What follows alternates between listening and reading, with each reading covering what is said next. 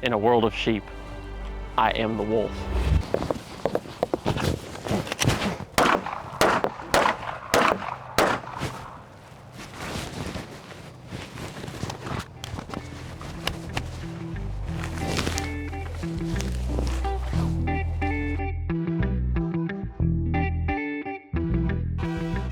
If you survived that intro, welcome back to the channel.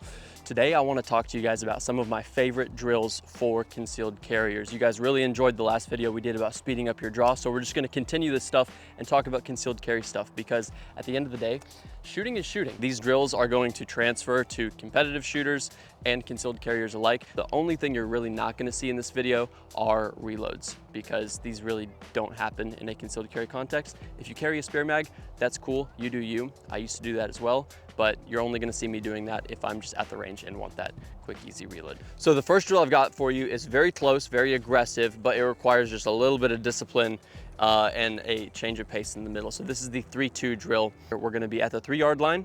We're going to draw on the buzzer, and then we're going to shoot 3 rounds into the chest, transition up to the head, and shoot 2 rounds here. What I really like about a 3-yard drill is that it gets you kind of amped up knowing that you can shoot fast because it is so close. And a lot of people will just have that extra tension build up and then really start to hose this chest, maybe throw Charlies or Deltas, and then they'll have a hard time coming up to the head. There's a lot going on in this drill. It gives you opportunities to focus on a lot of different skills. So we're gonna run this cold and then do it a couple more times and talk about what we see. I've got Tyler here with me again, so he's gonna shoot with us. And one final note here for both concealed carriers and competitive shooters is that you don't wanna rob yourself of your cold start. I really do like mixing in dry fire and live fire, but I don't like to do any dry fire before I actually like get after it, especially from a concealed carry context. And the reason for that is if you do get into a self-defense shooting, you're not going to be dry firing a bunch right before that happens, right? It's probably going to take you by surprise. You don't get the first move because you're not the person starting the violence.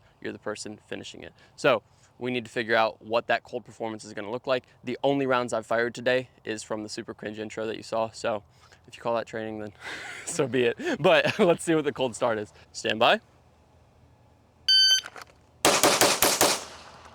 Nice, that was a 173. That was your cold run. Great hits. So you did some shooting earlier today, but it wasn't anything like this. No. You've been shooting at what, 20 yards this whole time? 20, 25, working on some headlock shots. I got a few things I want to work on with that, and that's just trigger discipline and sight picture. So that's all I've been doing today, nothing from concealment, so. Okay, so this was your first like round drill. Yes. Very nice. Yeah, so again, that's 173 clean. If you're under 3 seconds clean, you're better than most concealed carriers out there. If you're under 2 seconds clean, you are starting to break into the realm of being a genuine shooter. Okay, so my cold run didn't get recorded on accident, but here's my time. You can see Tyler had the 173. I had the 195. That was with an extra shot because I took a makeup here on the chest. So I went like 1, 2, and then I came down a little too much and overcorrected. So I got 3 alphas here in the chest and then came up, got super lazy with my vision and started focusing on the dot and just let that second shot ride up way too high. So still headshots, but slower time. It was a 176 at shot number 5, so still slower. All right, second run. Let's see if I can redeem myself. Are you ready? Stand by. Ouch. Identical to my first one. So that was a super loosey-goosey grip coming out of the holster. You probably saw it on the video. I connected a little late and this was just non-existent. So Charlie's here, and then I was immediately able to kind of like tighten it up and bring these in. So this needs some love. Let's do it one more time. Don't even need to paste. Are you ready? Stand by. There we go. What was that? That's a good run, 165. So there's a 165 clean. So here's those 2 Charlies, and then those was from the old one. We went 1, 2, 3, I think. Was that it? Yeah, just right there in a straight line. And then these 2 are the new alphas, so even tighter together. That felt better. 165 clean. Go. That's what we need. And that was what, the 3rd run? Yeah. So we're already tightening it up. 8-9 draw, 109 second shot, 126, 147, 165. You really don't have to have anything crazy going on. Again, we're at 3 yards, and 8-9 draw is well within reality for a lot of you guys. And I'm shooting a stock subcompact Glock. It's like a Glock 48 stock trigger. That is the 3-2 drill. Let's talk now about the retreating bill drill. So the second drill we've got is also probably even more familiar to you, but we're gonna add a twist to it. This is the bill drill, but we're going to be retreating. And the reason I like this one is because it's a very familiar drill. You only need one target for it still, and it adds that element of movement. This is also a very practical drill. If you watch officer-involved shootings or self-defense footage, you'll see this trend a lot where the defender or the officer involved in the shooting is going to be drawing their gun, moving backwards, trying to get away from the threat, whether it's a crackhead with a knife or someone else with a gun, and they're going to be trying to shoot on the move. So we're going to be doing that. Are you ready? Stand by.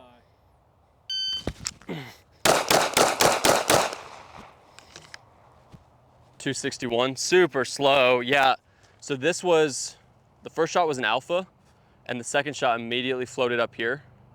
Just got lost in the sauce trying to look at my sights a little too much. And then I came back down, corrected it. I think put 2 more shots here, or it went bam, bam, bam, either way. And then I think the final shot kind of came up again as I got sucked into the sights again. So just lost focus with my eyes. Let's try that one more time. Are you ready? Stand by. So here we go. We have 2 more in the A zone, 2 down here, and then 2 just high again. So this is something that I clearly need to kind of like dial in on and correct both the extra tension that's causing me to throw shots lower than my initial aiming point, right? Because anything lower than where we're aiming from, it's all us kind of shoving the gun around. And then anything up here is typically going to be either a loss of focus, us getting sucked into the sights, and then just kind of having a loosey-goosey grip, right? Some combination of that can cause these shots to kind of trend high. So I'm going to be looking at those 2 problems in my own training. And frankly, I wouldn't be like yapping about it unless we were on camera kind of explaining it to you. If I had this happen in my own training, I would know what's going on, just kind of articulate that in my head and be like, okay, next rep, right? Just straight back to it. There's no need to kind of like wallow in the mistakes. If we know what went wrong, let's just keep hammering at it and correcting the issues. So Tyler, you want to shoot? Let's pace this up. All right, Tyler, you ready? Make sure I'm all loaded up. Stand by.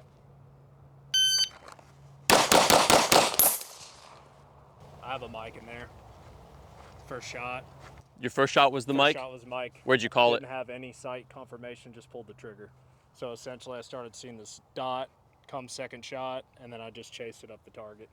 Yeah, so this brings up a really good point. So when we talk about scoring stuff in the sport, a miss is negative 10 points. So just for context, if you didn't know, this is an IDPA target, but if we were shooting USPSA, it goes 5 points, 3 points, 1 point for the zones, and then a miss totally off the target is negative 10 points. Now, we're not shooting from a sport context here. If we were scoring it for hit factor, we'd still use that scoring, but when we're talking about concealed carry, misses mean a little bit more than simply missing 2 alphas. So we should really try and figure out, like, if we're missing the target entirely, we need to kind of address that and understand why that happened. What I want you to do this time is like really shoot this for score and make sure that you're not throwing mics, because there could be shit behind that that you do not want to hit. Stand by.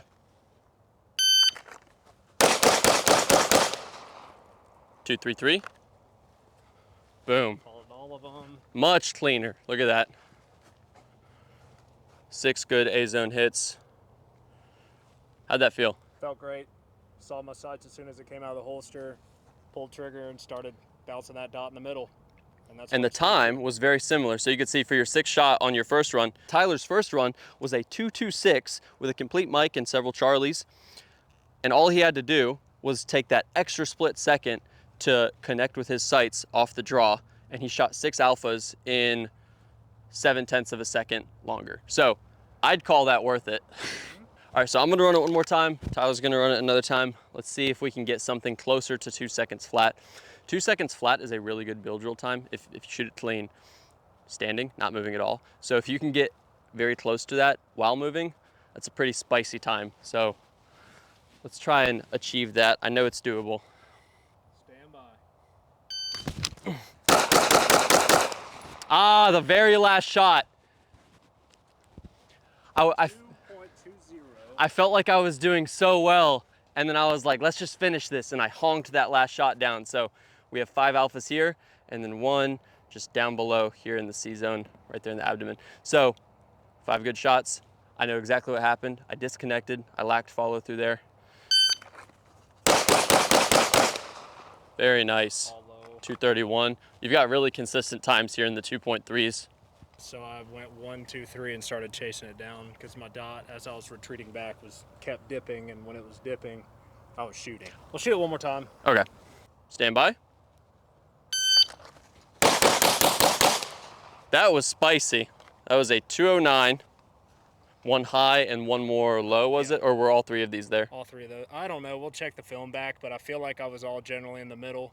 One could have dipped low. I did call this one, but majority of my sight picture was around in this general area. Very good. So we've done the 3-2 drill. We've done the retreating bill drill, and this has covered a lot of fundamental skills, right? There's very fast, aggressive shooting, super close, trying to avoid the buildup of that extra tension because we're telling ourselves, okay, I'm super close, I'm able to go fast. Then there's us kind of surrendering more to our vision because we're farther and we're moving with the retreating bill drill. And now we're really going to put all the fundamentals to the test by shooting at a much longer distance than you're probably ever gonna have to deal with in the real world. All right, so this target is 50 yards away. We used a laser rangefinder to put it out there. I'm just gonna say this right now. If you're newer to shooting, it may not be a good idea to push all the way out to 50 yards. I would start at probably like 20 to 25 yards and make sure that you can put all the rounds on paper before you start pushing it out here. I think it's great to make mistakes in training because that means that you're pushing just enough outside your comfort zone. But the problem is if you're not connecting at all with the target and you can't articulate why those misses are happening, you're just wasting money on ammo because you're not getting any benefit from the training. 10 shots. Stand by.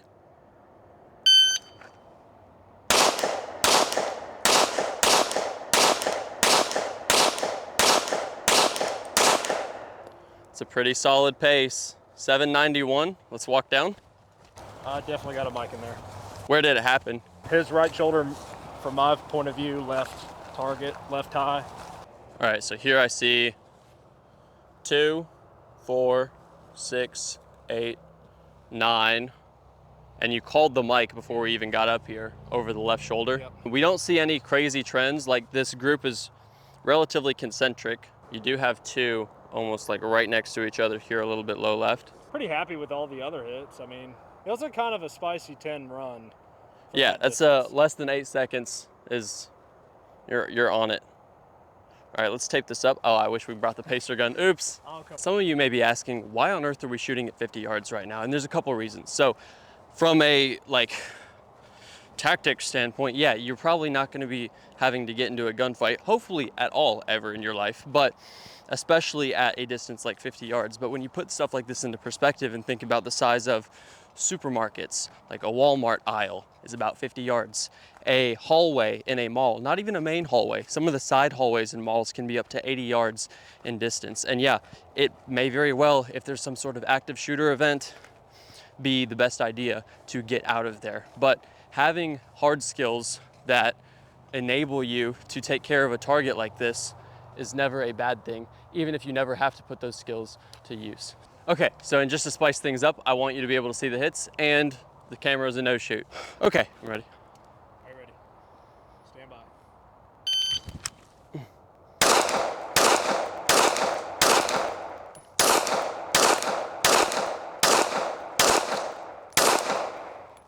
I called like the last 3 of those shots super far right.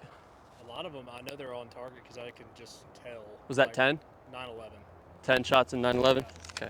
Yeah, way slower. And this is why we're shooting at 50 yards instead of 25, because things open up and get super humbling. So 1, 2, 3, 4, 5, 6, 7. This must have been the edge hit that kicked the target. Yeah, because it shot the target stick here. And then, dude, I guarantee you, probably there's 2 more hiding off here, and then 1 uncalled mic. Okay, so we're all taped up. Let's try and do that again. I think a lot of that had to do with the way I was pulling the trigger. So I'm gonna be a bit more deliberate with my trigger pull here. Are you ready? Stand by.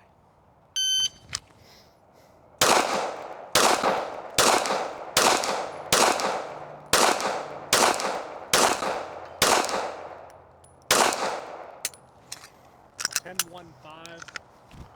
10-15? Okay. Yeah, I really slowed it down. So I think the first shot may have been a mic.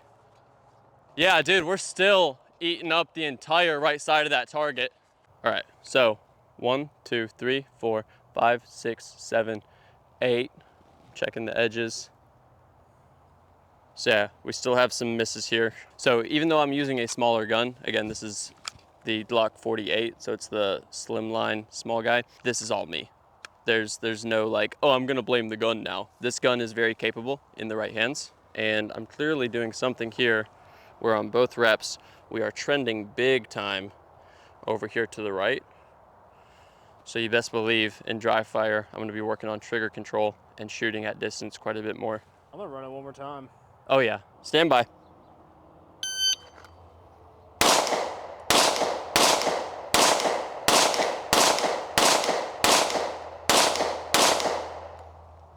Eight 11. So you're consistently around 8 seconds. 2, 3, 4, 5, 6, 7, 8, 9, 10. Very nice, bro. Very nice. And everything's pretty high up in the torso, so you don't have any that are like almost low misses or anything like that. Very good. Nice.